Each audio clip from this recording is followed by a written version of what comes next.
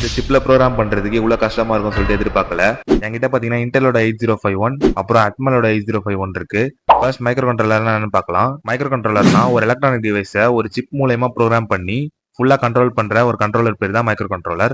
அதுல இன்டெலோட மைக்ரோ கண்ட்ரோலர்ல நம்மளால ப்ரோக்ராம் பண்ண முடியாது. ஏன்னா அதுல வந்து இன்டர்னலா ரோம் சிப் கிடையாது. நம்ம எக்ஸ்டர்னலா ரோம் சிப் மாற்ற மாதிரி இருக்கும். பட் நம்மளோட அட்மலோட மைக்ரோ கண்ட்ரோலர்ல இன்பில்டா வந்து ரோம் அண்ட் ரேம் இருக்கு. ஸோ அதனால நம்ம வந்து ஈஸியா வந்து ப்ரோக்ராம் பண்ணலாம். இப்போ நம்ம அட்மலோட 8051ல தான் வந்து ப்ரோக்ராம் பண்ண போறோம். அதுக்கு அந்த 8051 பிரெட் போர்ட்ல மாட்டிட்டு இதுக்கு வந்து எக்ஸ்டர்னலா ஒரு கிளாக் சர்க்யூட் கொடுக்கணும். அதுக்கு ஒரு கிறிஸ்டல் ஆசிலேட்டர் அப்புறம் 22 மைக்ரோ ஃபேரட் கெபாசிட்டர் ரெண்டை வச்சு நம்ம சர்க்யூட் பண்ண போறோம். இப்போ பாத்தீங்கன்னா இது எக்ஸ்டர்னல் கிளாக் சர்க்யூட் அப்புறம் வந்து மொத்த சர்க்யூட் வந்து பக்காவா பில்ட் பண்ணியாச்சு. இதுக்கு எல்இடி பிளிங்கிங் கோட் தான் போட போறேன். ஸோ அதனால வந்து எல்இடி வந்து மாட்டி வச்சிருக்கேன்.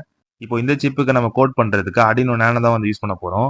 அதுக்கு அடினோ நேனோல கனெக்ஷன்ஸ்லாம் வந்து பக்காவா கொடுத்தாச்சு. கொடுத்ததுக்கு அப்புறம் அடினோ நேனோக்கு ஒரு பூட் லோடர் கோடு வந்து ரைட் பண்ணி அப்லோட் பண்ணியாச்சு.